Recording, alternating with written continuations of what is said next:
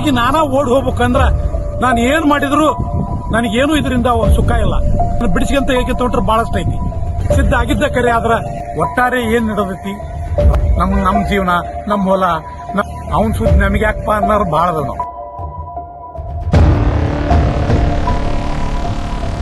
ಹಾವೇರಿ ಜಿಲ್ಲೆಯ ನಾವು ರೈತರು ನಮ್ಮ ಜಿಲ್ಲಾಧಿಕಾರಿ ಮುಖಾಂತರ ಮಾನ್ಯ ಶ್ರೀ ನರೇಂದ್ರ ಮೋದಿ ನಮ್ಮ ಪ್ರಧಾನಿಯವರಿಗೆ ಒಂದು ತುರ್ತು ಪತ್ರವನ್ನ ಕಳಿಸಿಕೊಟ್ಟೇವೆ. ಏನು ಮನವಿ ನಮ್ಮದು ಅಂದ್ರೆ, ಅಮೆರಿಕ ಮತ್ತು ಭಾರತದ ಒಪ್ಪಂದ ಏನು ಈಗ ಇವರು ಮಾನ್ಯ ಹೋಗಿ ಅಲ್ಲೂ ಏನು ಒಪ್ಪಂದ ಮಾಡ್ಕೊಂಡ್ಬಂದ್ರು, ಮಾನ್ಯ ಅಂದ್ರೆ ಫೆಬ್ರವರಿ 26ಕ್ಕೆ ಭಾರತ ಮತ್ತು ಅಮೆರಿಕದ ಒಪ್ಪಂದಗಳ ಏನದವಲ್ಲ, ಈ ಒಪ್ಪಂದಗಳು ಕೃಷಿಗೆ ಪೂರಕವಾಗಿಲ್ಲ, ಕೃಷಿಗೆ ಯಾವುದೇ ಆಶಾದಾಯಕ ಇಲ್ಲ. ಏನ್ ಕಾರಣ ಅಂದ್ರೆ, ಅಲ್ಲಿಂದ ಬರುವಂತಹ ಎಲ್ಲ ರಫ್ತುದಾರರಿಗೆ ಅನುಕೂಲ ಮಾಡಿಕೊಡುವಂತಹ, ಅಂದ್ರೆ ಟ್ಯಾಕ್ಸ್ ವಿತೌಟ್ ಟ್ಯಾಕ್ಸ್ ನಮಗೆಲ್ಲ ಅಲ್ಲಿದ್ದ ಆಮದು ಮಾಡ್ಕೊಳಕೈತಾರೆ. ಅದರ ಅರ್ಥ ನಮ್ಮ ಬೆಳೆ ನಾವೇನು ಇಲ್ಲಿ ಬೆಳೀತಾ ಇದಾವಲ್ಲ, ನಮ್ಮ ಹತ್ತಿ, ಎಣ್ಣೆಕಾಳು, ಸೋಯಾಬೀನು ಇವೆಲ್ಲ ಬೆಳಿತಾವಲ್ಲ, ಇವೆಲ್ಲ ರೇಟ್ ಕುಸಿತವು.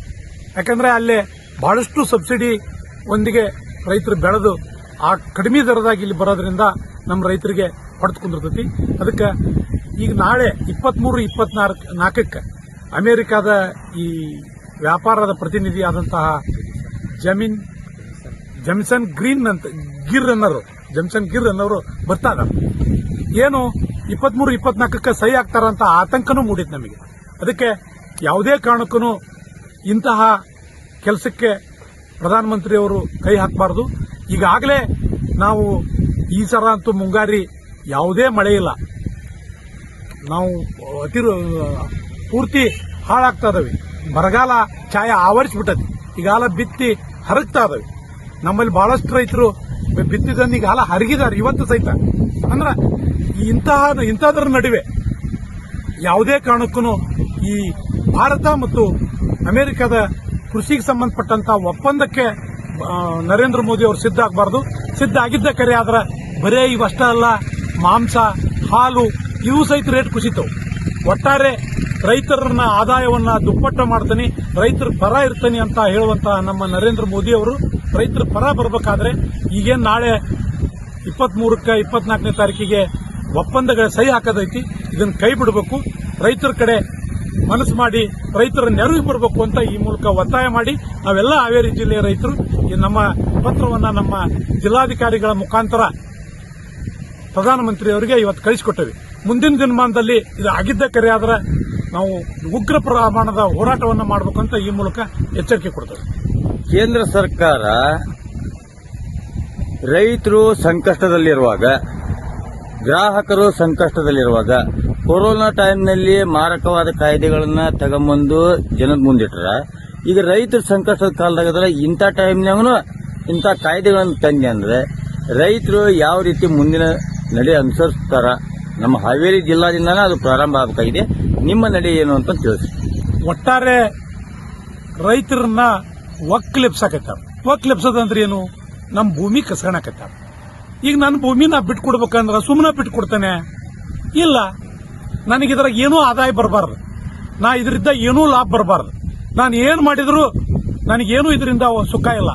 ಇವ್ರಿಗೆ ಕೋಟಿ ಗಂಟ್ಲೆ ಮಾರಿದ್ರೆ ರೊಕ್ಕರ ಬರ್ತೈತಿ, ಹೆಂಗಾರ ಜೀವನ ಮಾಡಬಹುದು ಅಂತ ಹೇಳಿ ನಾನು ಇದನ್ನ ಬಿಟ್ಟು ಓಡಿ ಹೋಗ್ಬೇಕು. ನಾನಾಗಿ ನಾನಾ ಓಡಿ ಹೋಗ್ಬೇಕಂದ್ರ ಇಂಥವೆಲ್ಲ ಕಾರಣಗಳದಾವು. ಇದನ್ನ ಬಿಡಿಸ್ಕೊಂತ ಹೇಗೆ ತೊಗೊಂಡ್ರೆ ಬಹಳಷ್ಟು ಐತಿ. ಬೇಡ, ಒಟ್ಟಾರೆ ಇಷ್ಟ ರೈತನನ್ನ ಒಕ್ಕಲೆಬ್ಸೋದು, ರೈತನಿಂದ ಭೂಮಿ ಕಸ್ಕೊಳ್ಳೋಂತ ಕೆಲಸವನ್ನ ಇಲ್ಲಿ ಅಲ್ಲಿ ಎರಡೂ ಸರ್ಕಾರಗಳು ಮಾಡಕತ್ತವು.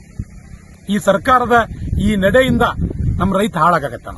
ಅವ್ರಿಗೆ ಯಾವುದೇ ರೈತ ಪರ ಕಾಳಜಿ ಇಲ್ಲ. ನಮ್ಮನ್ನ ಭೂಮಿ ಕಸ್ಕೊಳಕ್ಕಾಗಿನ ಇವೆಲ್ಲ ಮಲ್ಟಿನ್ಯಾಷನಲ್ ಕಂಪನಿಗೆ ಅಣಿ ಆಗ್ತಾರ. ಅರ್ಥಾತ್ ಈಗಾಗಲೇ ಬಂದ್ ನಿಂತವ್ ನೋಡು ಕೆಇಬಿ ಖಾಸಗೀಕರಣಕ್ಕೆ. ಇದಷ್ಟೇ, ಖಾಸಗೀಕರಣ ಕೊಟ್ಬಿಡೋದು, ಉಳ್ಳವ್ರ ಕೈ ಕೊಟ್ಬಿಡೋದು. ಅವ ಬೇಕಾಗಿದ್ದು ನಾಳೆ ಯೂನಿಟಿ ರೇಟ್ ಮಾಡಿ ಮಾರ್ತಾನ. ನಮ್ಮ ಆಸ್ತಿ ಎಲ್ಲ ಅವ್ರಿಗೆ ಮಾರ್ದಂಗಾಕತಿ. ಮತ್ತೆ ಇದ್ರ ಅರ್ಥ ಏನು? ರೈತ ಇವೆಲ್ಲದರನ್ನ ಎದುರಿಸಿ ನಿಂದ್ರಾಕ ಶಕ್ತಿ ಇಲ್ದಂಗಾಗಿ ನನ್ನ ಭೂಮಿ ನಾ ಮಾರಿಬಿಡೋಣಪ್ಪ ಅಂತ ಬರ್ಬೇಕು. ನಮ್ಮ ಭೂಮಿ ಕಸ್ಕೊಳಕ್ಕಾಗಿನ ಇವೆಲ್ಲ ಪ್ಲಾನ್ಗಳು ಅಂತ ನಮ್ಮ ಅರ್ಥ. ಹಾವೇರಿ ಜಿಲ್ಲಾ ರೈತ ಸಂಘ ಹೋರಾಟಕ್ಕೆ ಹಮ್ಮಿಕೊಂಡ್ರೆ ಇಡೀ ರಾಜ್ಯಕ್ಕಲ್ಲ ದೇಶಕ್ಕೆ ಮಾದರಿ ಆಗೈತಿ. ಹಲವಾರು ಬದಲಾವಣೆಗಳನ್ನು ತಂದೈತಿ.